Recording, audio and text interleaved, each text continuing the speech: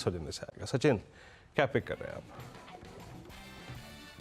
वीरेंद्र जी, यहाँ पर ध्यान लुपिन के काउंटर पे ही है। इनफैक्ट थर्सडे के सेशन में 1700 के ब्रेकआउट को हमने चेस करने की सलाह दी थी। और यहाँ पर जिस तरीके से पिछले 2 दिनों में वापस कंसोलिडेशन होने के बाद अपमूव ट्रिगर हो रही है, तो मुझे लग रहा है यहाँ पर 1760 का भी कॉल ऑप्शन प्रेफर करना चाहिए। जिस तरीके से डेटा है, लगभग अराउंड 44 के आसपास आपको इसका स्टॉप लॉस लगाना है। इंट्राडे में एक स्विंग बन सकता है अराउंड 59 तक का, बट पोजिशनली मुझे लग रहा है 77 78 के टारगेट के लिए यहाँ पर लॉन्ग पोजीशन रिटेन की जा सकती है। सो मोमेंटम चेस करना है 1760 के कॉल ऑप्शन द्वारा। के तो लूपिंग का 1760 का कॉल ऑप्शन लेना है। ये हो गई सचिन की पिक। रचना जी, आपका एफएनओ सुपरस्टार। जी, मेरी तरफ से जो एफएनओ सुपरस्टार रहेगा, that will be on the short side and that will be in Titan. Titan के फ्यूचर जितना गिरे हैं, मुझे लग रहा है यहाँ पे और गिरावट आ सकती है। और ये चीज अब रिजल्ट जब तक उसका आएगा नहीं, तब तक ये चीज ऐसे ही रहेगी। तो 3150 के करीब है फ्यूचर्स। अगर हम यहाँ पे 3170 का एसएल लगाए 20 रुपीज का, डाउन साइड पे ये 3100 की तरफ जाएगा, ऐसा मेरा मानना है।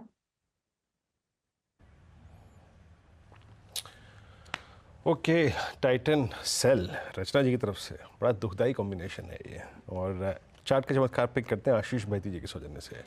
आशीष जी, क्या पिक कर रहे हैं आप?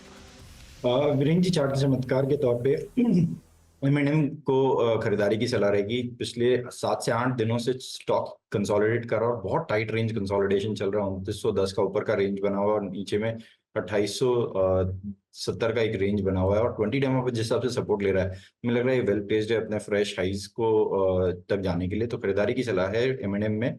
जो स्टॉप लॉस में मेंटेन करना, 2850 का एक एसएल मेंटेन करे, 2970 का पहला टारगेट और 3030 के सेकंड टारगेट के लिए इसमें खरीदारी की जा सकती है। ओके, तो ये हो गई एम&एम।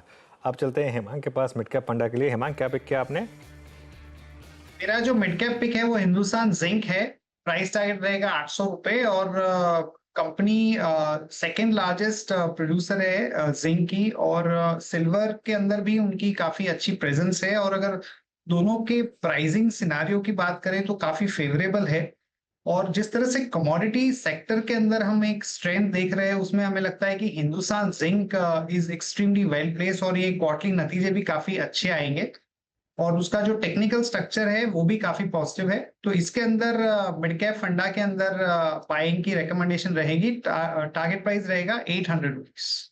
ओके, तो ये इस समय पिक हो गई हिंदुस्तान जिंक हेमांग की तरफ से। अच्छा, मैं एक बार रिकैप करूं उससे पहले एक बार गोदरेज कंज्यूमर वापस लेकर आइए जरा, क्योंकि मैं एक बार उसको रिकैप करना चाह रहा था, कहीं इस स्टॉक जिस तरीके से भाग रहा है वो निकल ना जाए। गाबा सर, ये आपका सुबह का क्विक सिंगल था, एक बार इसको रिविजिट कर लेते हैं। क्या बुक करें या स्टॉप लॉस ट्रेल कर लें, क्या स्ट्रैटेजी होगी? आपका टारगेट, पहला टारगेट तो हिट हुआ है यहाँ पर। बिल्कुल 1400 टारगेट बुक हो गया। यहाँ पर 50% तो बुक करना चाहिए। जिसको 100 करना है तो 100 कर लें, लेकिन इसमें मुझे जो ब्रेकआउट मिला है 1390 में वो बढ़िया मिला है। तो अभी 1396 पे ट्रेड कर रहा है। एक बार तो प्रॉफिट बुक करना चाहिए, लेकिन मुझे 1420 भी नजर आता है। 1410 के दिया था टारगेट में, लेकिन जो 1420 भी नजर आता है, लेकिन उसके लिए थोड़ा डिप मिल जाता है, लेना है। स्टॉप होगा फिर 1380 का, लेकिन एक बार प्रॉफिट बुक कर लेना चाहिए कोशिश करते हुए, लेकिन है। देखिए, पहला टारगेट हिट हुआ है 1400 का, दूसरा भी वैसे लगने के चांसेस हैं, गाबा सर कह रहे हैं, लेकिन मार्केट वॉलेटाइल है तो पार्शियल प्रॉफिट बुक तो आप कर ही लें। चलिए, चारों ट्रेड रिकैप करते हैं, फिर यतिन के पास चलेंगे स्टॉक्स ऑफ द डे के लिए। सचिन ने पिक किया लुपिन सस्ता ऑप्शन में। यहाँ पर आपको लेना है लुपिन का कॉल ऑप्शन 1760 का, 34 के स्टॉप लॉस, 59 और 78 के टारगेट के साथ। रचना जी ने शॉर्ट ट्रेड ली है टाइटन पर, 3170 के स्टॉप, 3100 के टारगेट रहेंगे यहाँ पर। महिंद्रा एंड महिंद्रा है आशीष बहेती की पिक, 2850 के स्टॉप, 69 और 3030 के यहाँ रहेंगे टारगेट। और उसके बाद हेमांग जानी ने पिक किया हिंदुस्तान जिंक।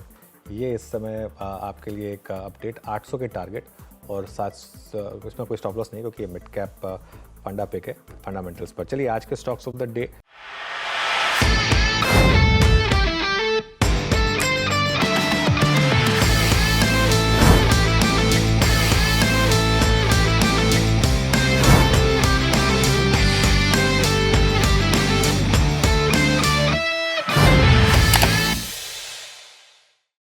बता दें कि मनी कंट्रोल पर दिए गए विचार एक्सपर्ट्स के अपने निजी विचार होते हैं। वेबसाइट या मैनेजमेंट इसके लिए उत्तरदायी नहीं है। यूजर्स को मनी कंट्रोल की सलाह है कि कोई भी निवेश निर्णय लेने से पहले सर्टिफाइड एक्सपर्ट की सलाह लें।